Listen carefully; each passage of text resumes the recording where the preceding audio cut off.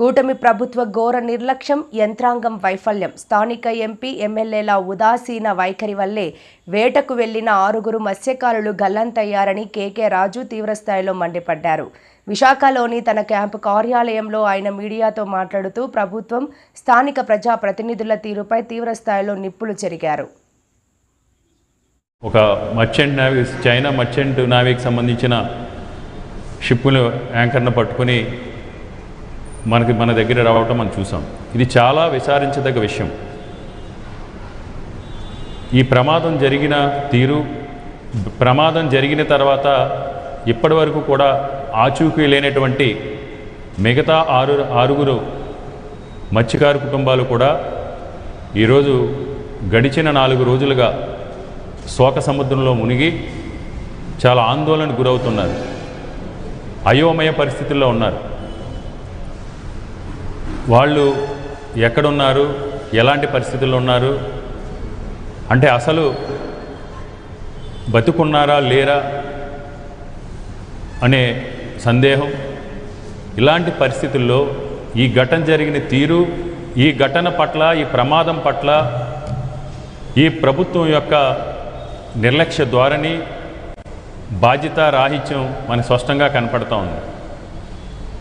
4వ తారీఖు సుమారు 3 గంటలకి ప్రమాదం జరిగితే, ప్రమాదం జరిగిన తర్వాత ప్రమాదం జరిగినట్టు సమాచారం ఉన్నా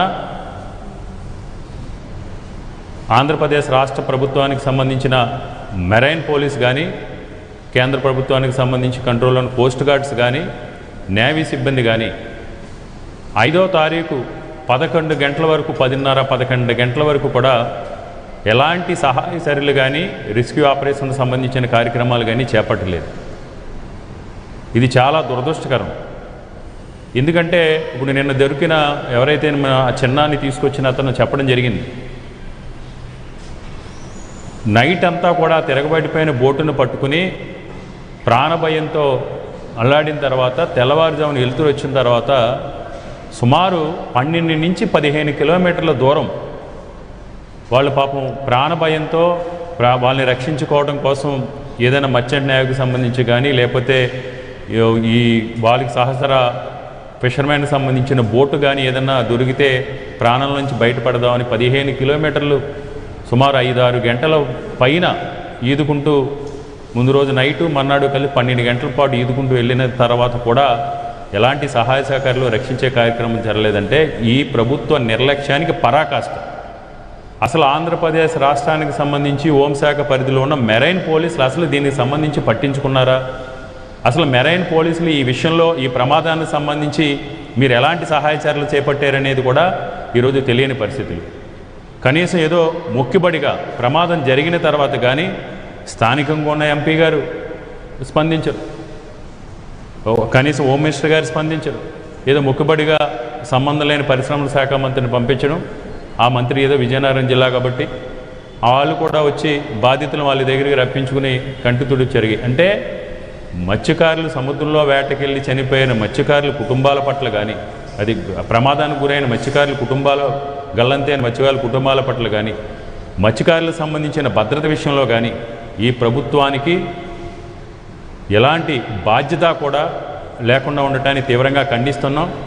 అండ్ ఇప్పటి వరకు ముఖ్యమంత్రి గారు కానీ, లేదా హోంమంత్రి గారు కానీ, ఉప ముఖ్యమంత్రి గారు కానీ ఈ ప్రమాదం జరిగింది, ఈ ప్రమాదానికి సంబంధించి ఆ కుటుంబాలకి మేము ఈ విధంగా సహాయ సహకారాలు అందిస్తాం, ఆ కుటుంబానికి మేము వెన్నుదన్నుగా ఉంటాం అని ఆ కుటుంబంలో మనోధైర్యం నింపి, వాళ్ళకి ఆత్మస్థైర్యాన్ని నింపే పరిస్థితులు కూడా ఈ రోజు వరకు కూడా కనపడలేదు.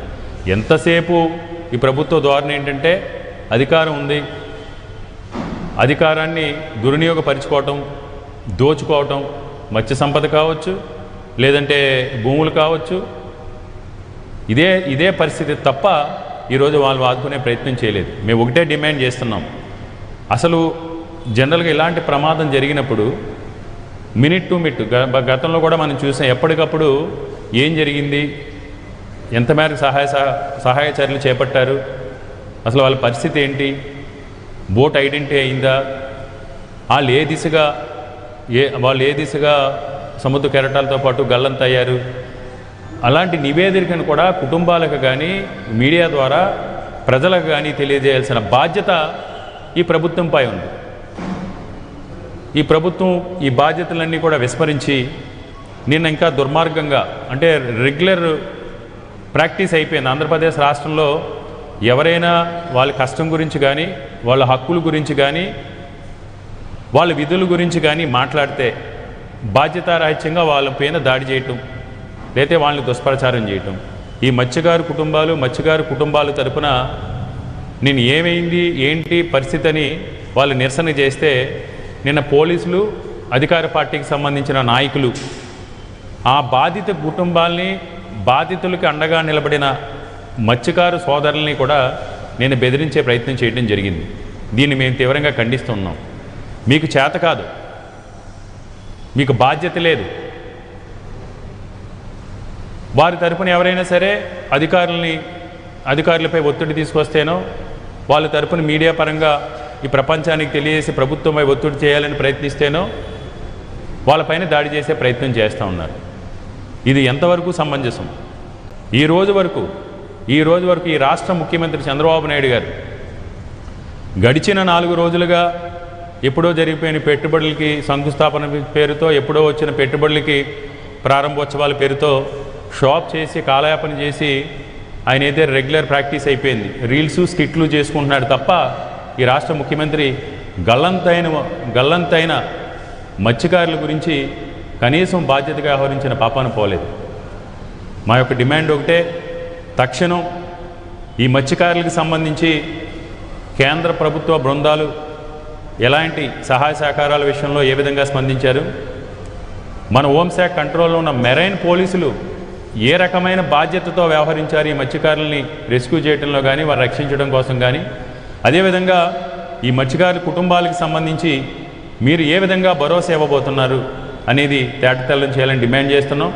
తక్షణం ఆ మత్స్యకారు కుటుంబాలకి ఏదైతే బాధితులు ఉన్నారో బాధిత కుటుంబాలు కూడా తక్షణం ఆర్థిక సహాయం వారు దొరికే వరకు ఆర్థిక సహాయం కూడా ప్రకటించాలి. అదేవిధంగా